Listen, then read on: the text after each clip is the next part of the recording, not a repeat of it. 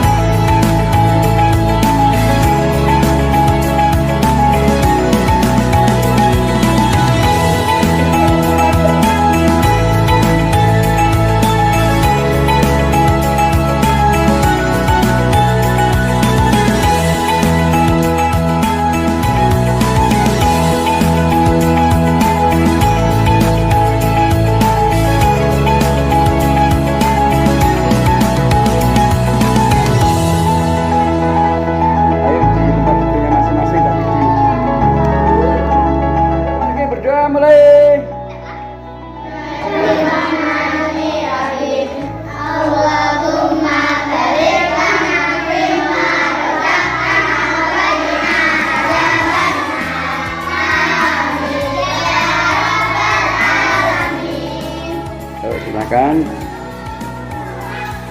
Bagaimana rasanya? Nanti di rumah harus praktek sendiri, dibandingkan rasanya. Ketika nanti rasanya kurang sedap, bisa koordinasi sama bapak guru atau bapak ibu guru yang lain. Sementara ini tutorial masak seblak kelas 5 UPT SD Negeri Sekaran 1. Bagaimana Mbak Ila rasanya Mbak Ila?